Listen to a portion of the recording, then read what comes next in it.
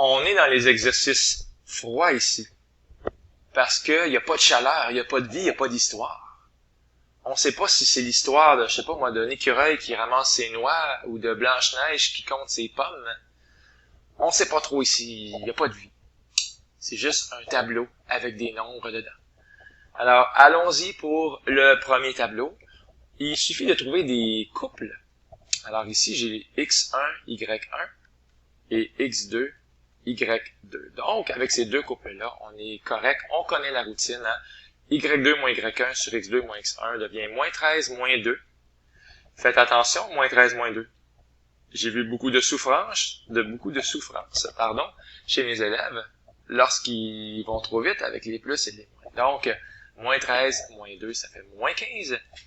Et 4 moins 1 pour les x, ça fait 3. Moins 15 sur 3, moins 5. C'est le taux de variation de ce premier tableau, encore une fois, sans histoire. On sait pas si c'est des pommes par minute ou des bananes par seconde, parce que ce sont des exercices froids, bien sûr. Pour trouver le b, il suffit de remplacer. Alors, je pourrais remplacer x et y, par exemple, y par moins 13. Et je pourrais remplacer x par 4. Dans la règle, y est égal à moins 5x plus b devient moins 13 est égal à moins 5 fois 4 plus b. On connaît la routine. On trouve b égale 7 ici. Et s'il vous plaît, soyez fiers de votre règle. Mettez de la couleur là-dessus. y est égal à moins 5x plus 7.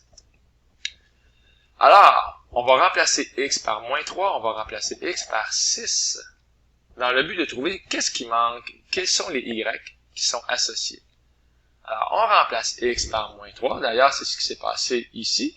Le x, comme dans moins 5 fois x, est devenu moins 5 fois moins 3 plus 7. Le y associé, c'est 22. Donc, il y a le couple moins 3, 22, quelque part, ma droite. Je sais pas de quoi elle a l'air, mais elle va passer par le point moins 3, 22. Et si on remplace x par 6, maintenant, on va obtenir moins 23. Donc, quelque part, si je remplace x par 6, je vais obtenir le point 6 moins 23. Attention, c'est un problème un peu plus à l'envers. Cette fois-ci, on va remplacer y par moins 28. D'ailleurs, c'est ça qu'on nous demande ici. Remplace ton y par moins 28 et trouve le x qui va avec. Pas de problème. Si je remplace y par moins 28 et je cherche le x, avec un peu d'algèbre, on va trouver que x vaut 7. Il devrait être à peu près ici. Tiens, je le pointe. Je pointe ce point-là, il s'appelle 7 moins 28. Donc voilà, on a des points vedettes, des points qui font partie de l'histoire. Quand x vaut moins 3, y vaut 22. Quand x vaut 6, y vaut moins 23. Et ici, quand x vaut 7, y vaut moins 28. Tous sur la même droite, dont la règle est y est égal à moins 5x plus 7. Ah là là là là. Les fractions. Est-ce que j'y vais tout de suite ou j'attends plus tard? Allons-y tout de suite. Ça va être fait. Je vous demande juste d'être très précis et très patient. Si vous faites y2 moins y1 sur x2 moins x1, ça va être excellent. Alors, ça va faire moins 55 sur 12 moins 41 sur 6. Alors, prenez le temps de bien regarder ce qui est ici, là, ce que je pointe. Et on va voir aussi moins 7, moins 10. Alors, tout ça est bien écrit ici. Alors, qu'est-ce qui s'est passé maintenant pour arriver là? On a écrit la même chose, sauf que au lieu d'avoir 41 ou moins 41 sur 6, j'ai 82 sur 12. C'est pareil. Puis en passant, 2 moins collés comme moins 41 sur 6, ça fait bien plus 82 sur 12. Alors, on va avoir un taux de variation qui sera peut-être pas si terrible que ça. Moins 55 sur 12 plus 82 sur 12, ça fait 27 sur 12. Le tout divisé par moins 7 plus 10, ce qui fait 3. Pas si pire. Alors, 27 sur 12, au lieu de diviser par 3 sur 1, parce qu'ici c'est 3 sur 1, je multiplie par 1 tiers. Et on va avoir 27 sur 36 comme dans 3 quarts. Ah ben dans le fond, c'est pas si pire que ça. Le taux de variation est de 3 quarts. On se rappelle qu'est-ce que ça veut dire? Ça veut dire que dans un quadrillage, supposons que ça c'est un quadrillage, lorsque x bouge de 4, 1, 2, 3, 4, y bouge de 3 comme dans 1, 2, 3. Donc, ça pourrait ressembler à ça, un taux de variation de 3/4, comme dans 4 et 3. Je vais même mettre de la couleur encore plus. Quand x bouge de 4, y bouge ou varie de 3. Qu'en est-il du b maintenant? Y est égal à 3/4 x plus b. On va prendre un point qu'on aime. Alors, il paraît qu'on aime beaucoup le point moins 2 et moins 5/6.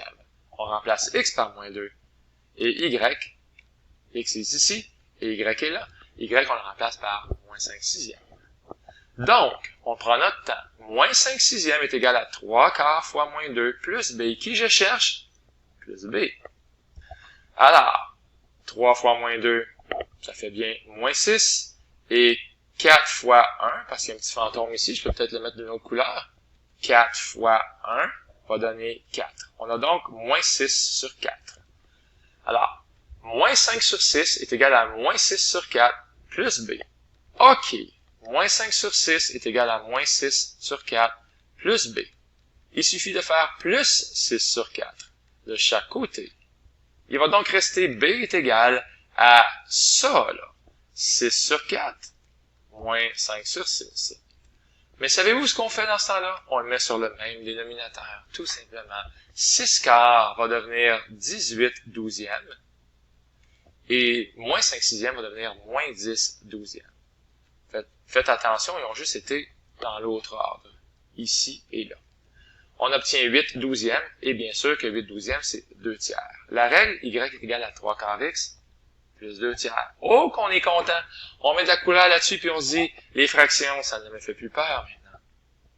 Attention, on va se servir de la règle. On va remplacer x par moins 12, et y par cette fraction atroce. Alors, il faut trouver qu'est-ce qui va avec le moins 12, et qu'est-ce qui va avec cette fraction atroce. Alors, si je remplace x par moins 12, c'est pas si pire que ça. 3/4 fois moins 12 va donner moins 9. Moins 9 plus 2/3, ouais, mais moins 9, c'est moins 27/3. Et moins 27/3 plus 2/3, ça fait bien moins 25/3. OK. C'est vraiment un déluge de fractions ici. On remplace aussi y par 125 sur 12, et c'est ce qui se passe maintenant. Moi, je pense qu'on va avoir une récompense. Voyez-vous la récompense? Ça donne un x bien rond. Peut-être un peu malchanceux, 13, mais vraiment rond. Alors, si je remplace y par 125 sur 12, je pars à la recherche de x. Alors, c'est clair qu'il suffit de faire quoi? Il suffit de faire moins 2/3. Ici, il est disparu, le voyez-vous? Donc, encore une fois, faites-le proprement. Quand vous faites moins 2/3, vous l'écrivez de chaque côté, et là, ça s'annule comme ça. Parfait, mais 2/3, c'est la même chose que 8/12. Ah, on a le même dénominateur. 12 et 12. Et 125 moins 8, ça fait 117. 117 sur 12 est égal à 3/4 fois x. Il suffit de diviser par 3/4, et c'est exactement ce qu'on fait là, pour trouver la valeur de x. Mais diviser par 3/4, bien sûr, c'est multiplié par 4/3. Et il se passe un miracle. 117 et 3, c'est la même chose que 39 et 1. Fallait le voir, hein? Et 12 avec 4, c'est comme 3 avec 1. Et même que 39 avec 3, ça se simplifie. C'est le 13. Le 13 qui a été promis tantôt. La prochaine table de valeurs est très amusante. Parce que le taux de variation va donner 0. Parce que quand vous faites y2 moins y1, comme dans 4 moins 4, ça donne 0. Et quand vous faites moins 1 moins 3,2, ça fait 2,2. Mais on s'en fout un peu, le taux de variation donne quand même 0. Ça ne varie pas. OK. Y vaut toujours 4. Il est condamné à valoir 4. Peu importe ce qui se passe. En x, le y vaut toujours 4. Donc, je vais même écrire ici 4. Peu importe le x. Alors, quand x vaut 0, y vaut 4. Quand x vaut moins 1, tiens, c'est ici, y vaut 4. Et quand x vaut moins, je sais pas quoi, 3,2, y vaut 4. Il est condamné à valoir 4. Quand x vaut pi, qui est quelque part par là, y vaut 4. Toujours. D'ailleurs, la règle, c'est y égale 4. C'est une fonction constante. Quand x vaut 0, est-ce que j'ai dit qu'y valait 4? En fait, quand est-ce que y va valoir 0? C'est un piège. Jamais. Ça n'arrivera jamais. que y va valoir 0? Dans cette question-là, c'était juste pour voir si vous étiez assez tenace pour garder votre opinion. Il n'y a pas de x au numéro que vous avez composé. Il n'y a pas de x qui existent, qui vont faire que y vont donner 0 ici. Alors voilà, c'était impossible. La dernière est une fonction linéaire. Elle va passer par le point 0, 0. Donc, b égale 0, et la règle, c'est y est égal à moins 5,1 fois x. Prenons les points vedettes y2 moins y1. Je pense que c'est eux autres. Donc, moins 35,7, moins 15,3. C'est écrit ici. Ce qui fait moins 51. Et avec les x, 7 moins moins 3. Ici, ça fait 10. Un taux de variation de moins 5,1.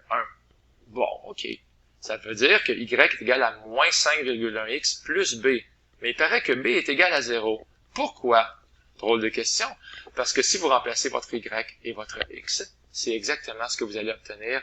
b est égal à 0. Parfait. On a la règle. Et si vous remplacez votre x par 0, vous allez obtenir un y de 0.